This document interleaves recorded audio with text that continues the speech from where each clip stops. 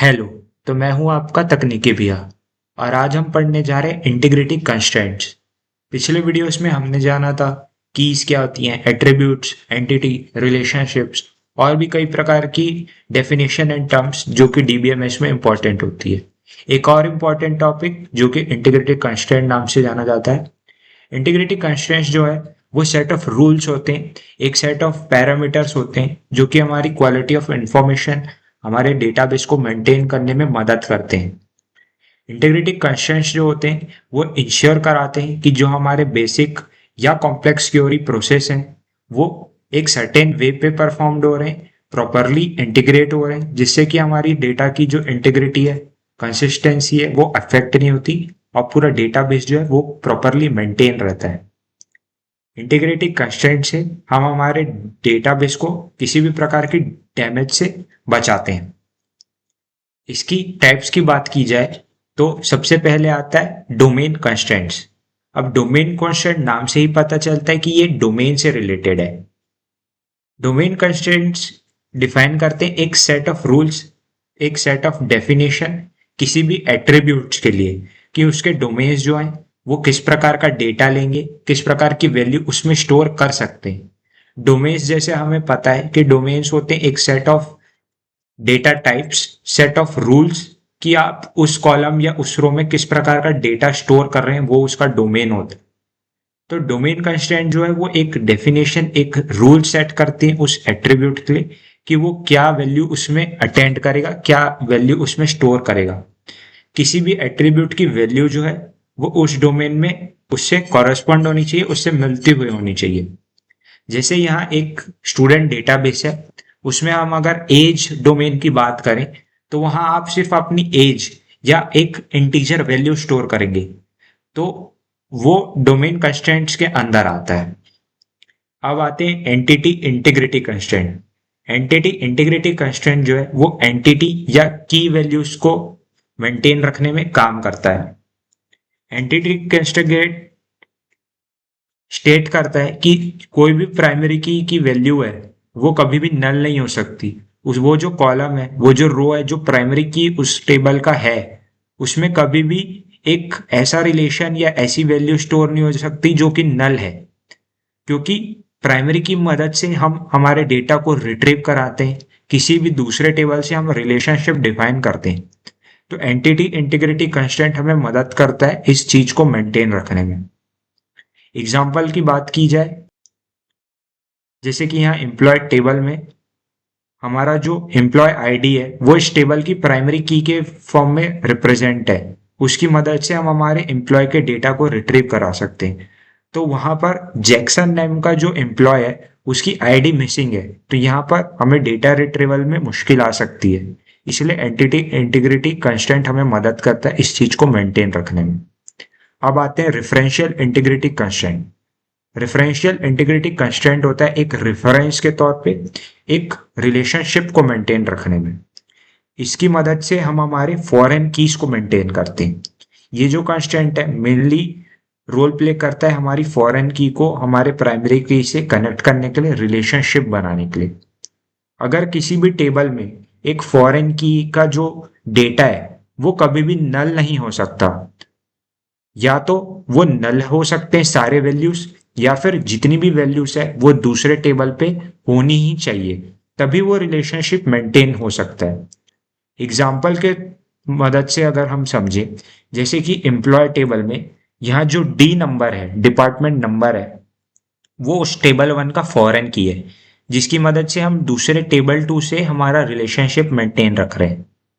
तो यहाँ पर जैसे कि आप देख सकते हैं कि डिपार्टमेंट नंबर जो है 4 वैल्यूज है, पर टेबल 2 में केवल 3 वैल्यूज है, जो कि रिलेशनशिप मेंटेन करने में थोड़ी प्रॉब्लम्स क्रिएट करता है। यहीं पर हमारा काम करता है रेफरेंशियल इंटीग्रिटी कंस्ट्रेंट, जो कि बोलता है कि या तो सारे ही वैल्यूज नल हो या फिर सारी वैल्यूज दूसरे टेबल में प्रेजेंट होनी चाहिए। अब आता है की कंस्ट्रेंट। की कंस्ट्रेंट जो है वो हमारी कीज को मेंटेन करने में मदद करता है, चाहे वो प्राइमरी हो या अलग अलग प्रकार की कॉम्प्लेक्स या कंसिस्टेंट की जो होती हैं वो एक यूनिक आइडेंटिफायर रोल प्ले करती हैं, जिसकी मदद से हम हमारा डेटा रिट्रीव कराते हैं। तो ऐसे में हमारे जो डेटास हैं, जो की है, वो यूनिक होना बहुत इंपॉर्टेंट है, क्योंकि उसकी मदद से ही हम हमारा डेटा रिट्रीव करा सकते हैं या कोई भी रिलेशनशिप को फॉर्म कर सकते हैं। तो की कंस्ट्रेंट यहीं पर हमारी हेल्प करता है अलग अलग कीज को मेंटेन रखने में, एक एंटिटी सेट बनाने में, जिसमें कि कोई भी की या तो नल ना हो या फिर अगर है तो डुप्लीकेट वैल्यूज किसी भी रो में ना आए, खासकर प्राइमरी कीज, फॉरेन की, जिसकी मदद से हमारी रिलेशनशिप मेंटेन करते हैं। अब पढ़ते हैं रेफरेंशियल इंटीग्रिटी कंस्टेंट को थोड़ा डीप जाकर, क्योंकि ये कई बार अलग से भी पूछ लिया जाता है। रेफरेंशियल इंटीग्रिटी कंस्टेंट्स जो होते हैं वो रूल्स होते हैं, एक डेटा पैरामीटर होते हैं जिससे कि हमारी रिलेशनशिप जो है वो कंसिस्टेंट रहती है। वो इनेबल कराते हैं हमारे फॉरेन की को, जिसकी मदद से हम हमारे दो टेबल्स के बीच में डेटा बेस मेंटेन रखते हैं, एक कंसिस्टेंसी रिलेशनशिप मेंटेन रखते हैं। फॉरेन की जो है वो दूसरे टेबल की प्राइमरी की को रिफरेंस करता है किसी भी रिलेशनशिप को बनाने के लिए।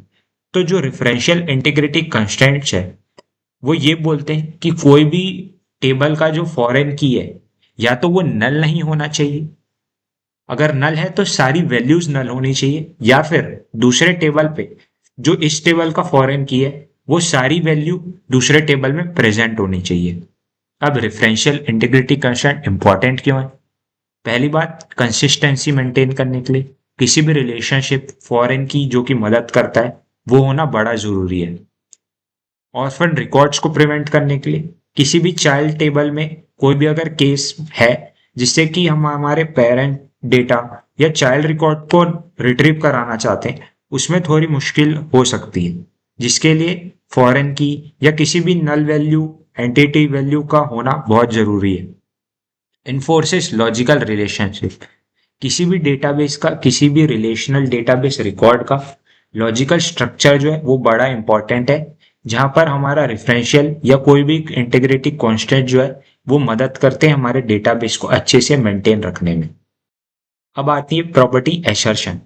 एसर्शन जो होते हैं वो एक ग्लोबल इंटीग्रिटी कांस्टेंट के तौर पे काम करते हैं, एक स्पेसिफिक कंडीशन या रूल है जिसकी मदद से डेटाबेस की इंटीग्रिटी कंसिस्टेंसी मेंटेन की जाती है। कोई भी एसर्शन जब बनाया जाता है तो वो एक रूल या कोई भी एक फॉर्म ऑफ पैरामीटर फॉलो करता है जिसकी मदद से हम हमारे किसी काम को करा सकते हैं। एक फॉर्म ऑफ रूल होता है जो हम हमारे डेटाबेस या मल्टीपल टेबल्स में हम उसे अप्लाई करते हैं, जो कि हमेशा हमारे पूरे डेटाबेस में उस प्रॉपर्टी को सेटिस्फाई किया जाता है। जैसे कि एग्जाम्पल के तौर पे कोई भी ब्रांच है, कोई भी बैंक है जिसका डेटाबेस है, तो उसमें कई सारी ऐसी प्रॉपर्टी हो सकती हैं जो हमें हमेशा मेंटेन करके रखना पड़ता है। जैसे कि यहाँ एग्जाम्पल लिया गया लोन का। कोई भी लोन अमाउंट देने से पहले ये चेक किया जाता है कि उस बैंक में उतना पैसा है कि नहीं, या लोन देने के बाद हमारे पास कितना अमाउंट बच रहा है। ऐसे प्रकार की कई सारी मैकेनिज्म, कई सारी फंक्शनैलिटी, फंक्शन पैरामीटर चेक किए जाते हैं किसी भी एक पैरामीटर या फंक्शन को करने से पहले। तो यहाँ पर एक एसर्शन प्रॉपर्टी वहां मेंटेन की गई है कि किसी भी अमाउंट को देने से पहले इंश्योर करना बहुत जरूरी है कि उस टोटल अकाउंट बैलेंस जो है उस ब्रांच का वो उससे कम तो नहीं। तो यहाँ पर जैसे कि आप देख सकते हैं क्योरी लगाई गई है कि पहले वो चेक कर रहा है उस ब्रांच का नेम रिट्रीव करा के कि उसमें जो लोकल ब्रांच का जो नेम है उससे रिट्रीव कराया जा रहा है कि जो उसका लोन अमाउंट है उसको पहले सम करके टोटल अमाउंट से मैच किया जा रहा है उसके ब्रांच नेम की मदद से कि वो उससे कम या ज्यादा तो नहीं। इसका पर्पस ये होता है कि हमारे डेटाबेस की जो इंटीग्रिटी है, एक जो प्रॉपर उसका मैकेनिज्म है वो फॉलो किया जा रहा है, एक टोटल बिजनेस रूल बनाया जाता है किसी भी एप्लीकेशन में। इस एग्जांपल की बात की जाए, पहले जो सब क्वेरी है वो टोटल अमाउंट ऑफ लोन का रिट्रीव करा रहा है डेटा, साथ ही दूसरी जो सब क्वेरी है वो कैलकुलेट कर रही है हमारे टोटल बैलेंस को। कंडीशन यही चेक कर रहे हैं कि जो लोकल अमाउंट है लोन का वो ग्रेटर तो नहीं है किसी भी अकाउंट बैलेंस से। इस बिहेवियर से हमारी वायलेशन ऑफ रूल्स नहीं होते, ऑपरेशन जो होती हैं वो प्रॉपरली मेंटेन की जाती हैं। अब आता है ट्रिगर्स। ट्रिगर्स होते हैं एक प्रोसीजरल स्टेटमेंट, एक ऑटोमेटिकली एग्जीक्यूट होने वाले रिस्पॉन्स जो कि किसी भी इवेंट्स, किसी भी प्रोसीजर के बाद किए जाते हैं। जैसे किसी भी मैकेनिज्म, किसी भी डेटाबेस में मान लीजिए आपने कोई भी परफॉर्मेंट कई ऑपरेशन किया है, उसके बाद आप चाहते हैं कि कोई भी ऑटोमेटिक कोई इवेंट हो।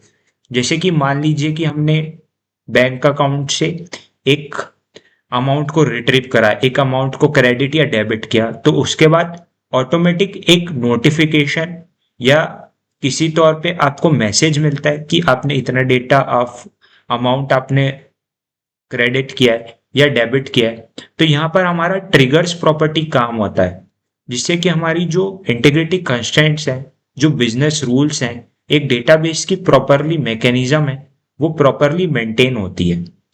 एग्जाम्पल के तौर पे यहाँ अगर हम देखें तो सबसे पहली लाइन क्रिएट ट्रिगर आती है, जो कि एक ट्रिगर को लॉन्च करती है। अकाउंट पे अपडेट होने के बाद जैसे कि आप देख सकते हैं फॉर ईच रो के लिए हम हमारे ट्रिगर्स को लगा रहे हैं। इस एग्जांपल में चेक किया जा रहा है कि कोई भी नया बैलेंस जो है किसी भी अमाउंट को क्रेडिट लॉगिन करने के बाद वो जो डेटा है वो जीरो से कम तो नहीं। अगर वो जीरो से कम है तो हमारे अकाउंट बैलेंस को हम डायरेक्ट जीरो मेंटेन करते हैं, क्योंकि अमाउंट ऑफ बैलेंस जो है वो नेगेटिव कभी नहीं हो सकता, तो उसे हम डायरेक्ट जीरो मेंटेन करा रहे हैं। साथ ही उसको मेंटेन रखने के लिए हम हमारे न्यू अकाउंट मेंबर या अकाउंट नंबर, अकाउंट डेटा की मदद से वेयर, फॉर, बिगिन ऐसे कई प्रकार की कीवर्ड्स का मदद लेते हैं हमारे क्वेरीज को चलाने के लिए। ट्रिगर्स की एक्सप्लेनेशन की बात की जाए तो ये किसी भी अपडेटेशन, किसी भी परफॉर्मेंस के बाद, किसी भी ऑपरेशन के बाद ऑटोमेटिकली काम करते हैं, जिसकी मदद से हमारा जो डेटा ऑफ मैकेनिज्म है, डेटा इंटीग्रिटी कंसिस्टेंसी है, वो प्रॉपरली मेंटेन होती है। अब आती है हमारी intention and extension properties. Intention and extension properties जो है वो हमारे structure of data, actual data store को डिफाइन करते हैं। ये एक इंपॉर्टेंट टर्म है जिससे कि हमारे डेटाबेस का वर्क जो है या डेटाबेस कैसे ऑर्गेनाइज होता है उसे हम समझ पाते हैं। इंटेंशन या फिर स्कीमा जो है वो हमारे डेटाबेस का ब्लूप्रिंट होता है, एक स्ट्रक्चर होता है जो कि डिफाइन कर रहा रहता है हमारे डेटाबेस को। इसमें इंक्लूड होती है हमारी tables, field, data types, constant, indexes, ये जो भी प्रकार की हमारी डेटाबेस या वैल्यूज है जिसकी मदद से हम हमारा ब्लूप्रिंट यानी डिजाइन फॉर्म करते हैं हमारे डेटाबेस का। सबसे पहले इंटेंशन या स्कीमा प्रॉपर्टी डिफाइन की जाती है, जिसकी मदद से हम हमारी कंसिस्टेंसी, इंटीग्रिटी को मेंटेन करते हैं। इंटेंशन की मदद से हमें एक फ्रेमवर्क मिलता है किसी भी डेटा स्टोरेज या रिट्रीवल के लिए। डेटा इंटीग्रिटी एंड कंसिस्टेंसी जो कि कंस्ट्रेंट्स या रिलेशनशिप की मदद से इंश्योर होती है। Understanding and managing the database structure किसी भी स्ट्रक्चर या डिजाइन को बनाने में बहुत अच्छे से हेल्प करता है। एक्सटेंशन, एक्सटेंशन जो होते हैं वो इंस्टेंस होते हैं। इंस्टेंस यानी कोई भी एक्चुअल डेटा या एक्चुअल वैल्यू जो उस टाइम पे हमारे डेटाबेस में स्टोर है, वो रोज या कॉलम के फॉर्म में हमारे डेटा को स्टोर करते हैं, जिससे कि हमारी real time state of database पता चलती है। हमारा एक्चुअल डेटा के साथ हम इंटरेक्ट कराते हैं, उसमें ऑपरेशंस करते हैं, डिसीजन मेकिंग बेस्ड होता है उन्हीं करंट डेटा या करंट इंस्टेंस पे।